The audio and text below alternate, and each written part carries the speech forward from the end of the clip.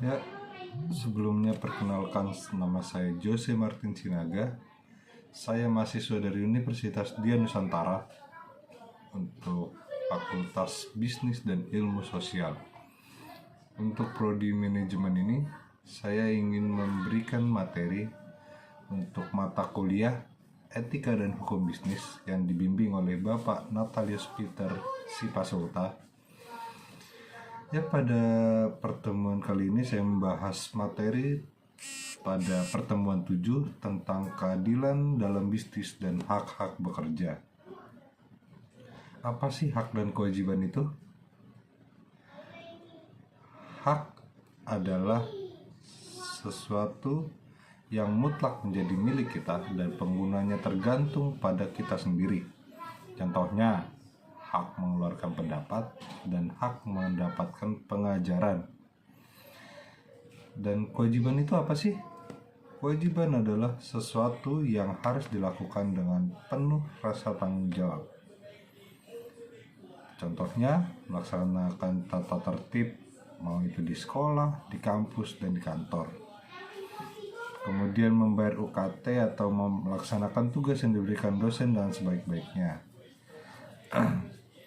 Lalu kemudian kewajiban karyawan terhadap perusahaan.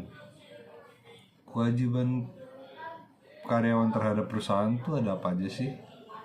Contohnya, kewajiban taatan karyawan harus mematuhi perintah dan petunjuk atasannya. Namun ada beberapa hal nih yang tidak harus dipatuhi karyawan, seperti karyawan tidak perlu mematuhi perintah untuk melakukan sesuatu yang tidak bermoral. Dan kemudian karyawan tidak wajib mematuhi perintah atasannya yang diberikan bukan demi kepentingan perusahaan. Dan kemudian karyawan tidak perlu mematuhi perintah yang memang demi kepentingan perusahaan, tetapi tidak sesuai dengan penugasan yang disepakati ketika ia menjadi karyawan di perusahaan itu. Kemudian yang kedua ada kewajiban konfidensialitas. Konfidensialitas berasal dari kata Latin, yaitu confider, yang berarti mempercayai. Kewajiban konfidensialitas adalah kewajiban untuk menyimpan informasi yang bersifat rahasia yang telah diperoleh dengan menjalankan suatu profesi. Kewajiban konfidensialitas tidak saja berlaku selama karyawan bekerja di perusahaan, tetapi berlangsung terus setelah ia pindah kerja.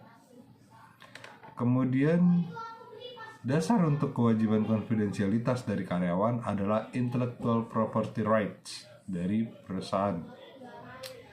Kemudian yang ketiga ada kewajiban loyalitas. Dalam bahasa Indonesia maupun bahasa Inggris, kata loyal selalu dikaitkan dengan setia. Faktor utama yang bisa membahayakan terwujudnya loyalitas adalah konflik kepentingan atau conflict of interest. Artinya konflik antara kepentingan pribadi karyawan dan kepentingan perusahaan. Karyawan tidak boleh menjalankan kegiatan pribadi yang bersaingan dengan kepentingan perusahaan berdasarkan kontrak kerja atau persetujuan implisit, atau kalau tidak ada kontrak resmi. Karyawan wajib melakukan perbuatan-perbuatan tertentu demi kepentingan perusahaan.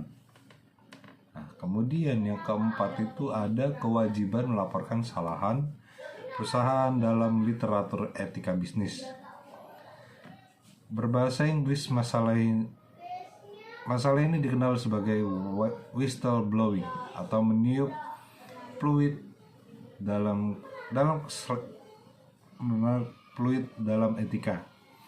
Whistleblowing memiliki arti menarik perhatian dunia luar dengan melaporkan kesalahan yang dilakukan oleh sebuah organisasi. Whistleblowing dibedakan menjadi dua, yaitu whistleblowing internal atau pelaporan kesalahan di dalam perusahaan sendiri dalam melewati atasan langsung, dan kemudian whistleblowing eksternal atau pelaporan kesalahan perusahaan pada instansi di luar perusahaan, baik instansi pemerintah atau kepada masyarakat melalui media komunikasi. Kemudian kewajiban perusahaan terhadap karyawan itu ada beberapa hal. Yang pertama, perusahaan tidak boleh mempraktisi diskriminasi. Istilah ini berasal dari suatu kata Latin discerner, yang berarti membedakan, memisahkan, atau memilah. Dalam konteks perusahaan, dengan diskriminasi dimaksudkan membedakan antara berbagai karyawan karena alasan tidak relevan yang berakar dalam prasangka. Latar belakang terjadinya diskriminasi adalah pandangan rasisme, sektarianisme, atau seksisme.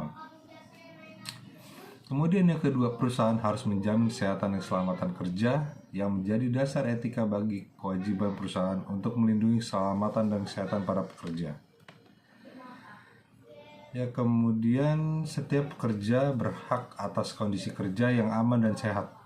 Berdasarkan dasar pemikiran deontologi Kant, manusia harus diperlakukan sebagai tujuan pada dirinya dan tidak pernah sebagai sarana belaka. Menunjuk dasar itu dengan suatu argumentasi utilitarian bahwa tempat kerja yang aman dan sehat paling menguntungkan bagi masyarakat sendiri, khususnya bagi ekonomi negara. Kemudian yang ketiga, ada kewajiban memberi gaji yang adil menurut keadilan distributif.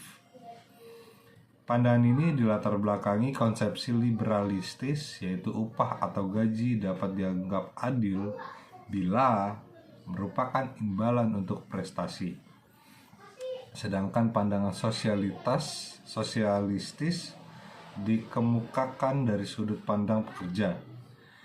Mereka menekankan bahwa gaji baru adil bila sesuai dengan kebutuhan si pekerja beserta keluarga, senioritas, dan imbalan rahasia. Kemudian senioritas maksudnya orang yang bekerja lebih lama pada suatu perusahaan atau instansi mendapat gaji lebih tinggi.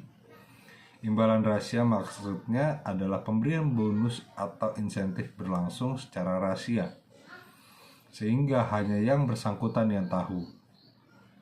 Kemudian hak karyawan terhadap perusahaan itu ada hak untuk mengembangkan potensi kerja, mengembangkan minat, bakat, dan kemampuan.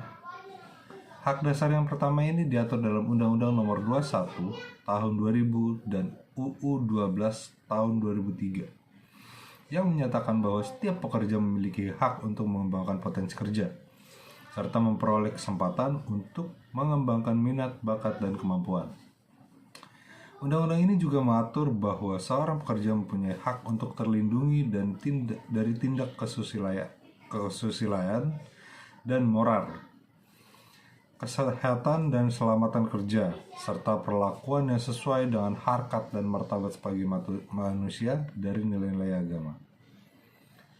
Kemudian yang kedua itu ada hak dasar atas jaminan sosial, kesehatan, dan keselamatan kerja.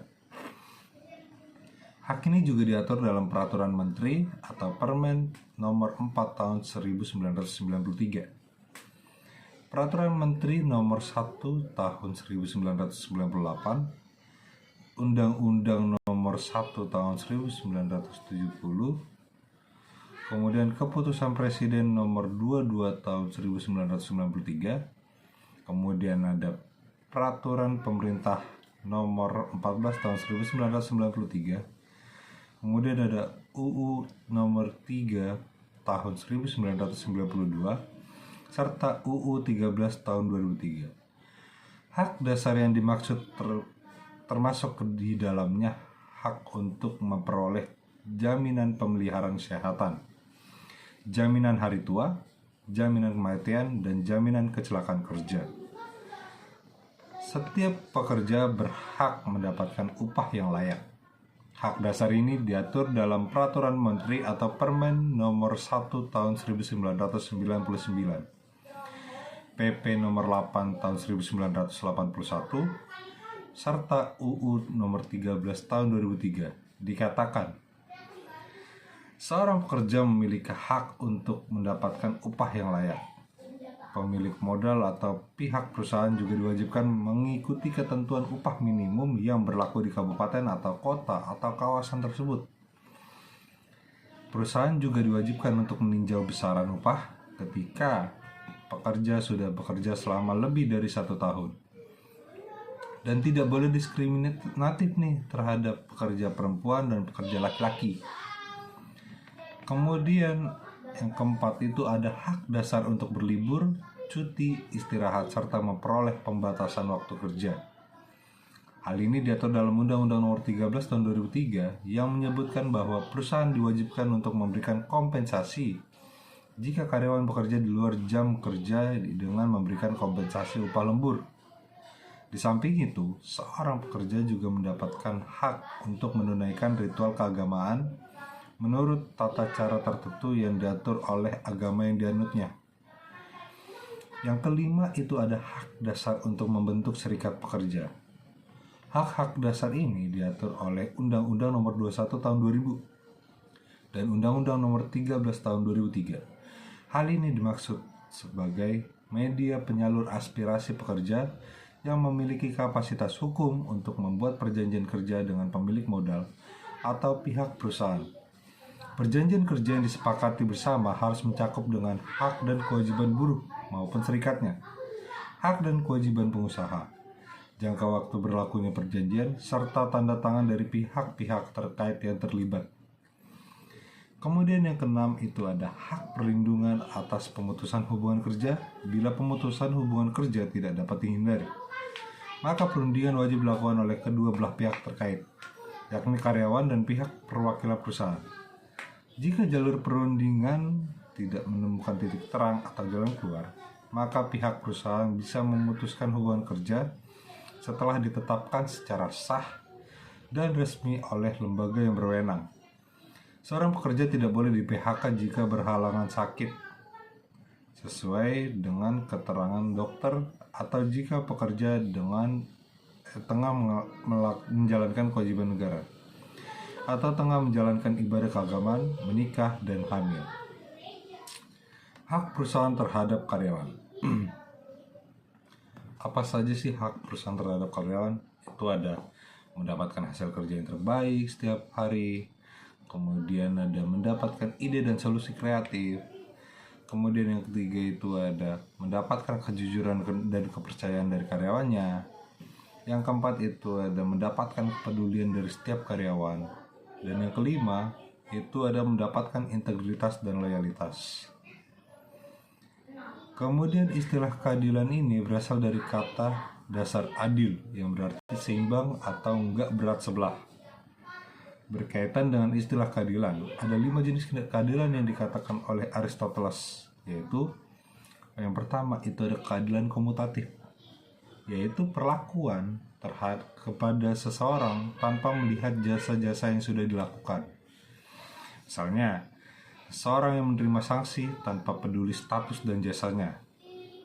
Kemudian yang kedua itu ada keadilan distributif, yaitu perlakuan kepada seseorang sesuai dengan jasa-jasa yang sudah dilakukan. Misalnya, seorang pekerja yang dibayar sesuai dengan pekerjaan yang sudah dilakukan.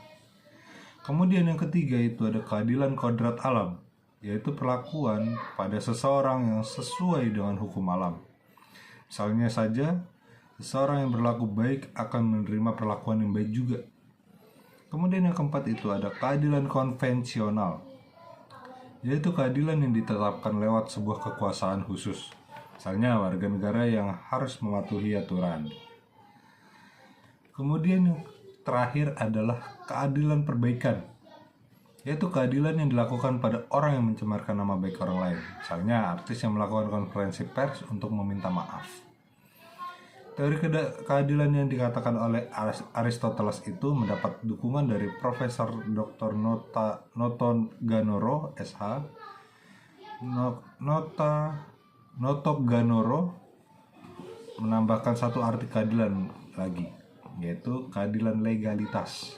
Yang dimaksud dengan keadilan legalitas adalah keadilan sesuai dengan ketentuan hukum yang berlaku. Sedangkan menurut Plato, keadilan bisa dirumuskan menjadi dua, yaitu keadilan moral dan keadilan prosedural. Keadilan moral adalah keadilan yang bisa memberi perlakuan yang seimbang antara hak dan kewajiban. Sedangkan keadilan prosedural adalah dengan melaksanakan perbuatan adil berdasarkan tata cara yang sudah ditetapkan. Ya, demikian penjelasan materi dari saya yang tentang keadilan dalam bisnis dan hak-hak bekerja. Terima kasih dan sampai bertemu lagi.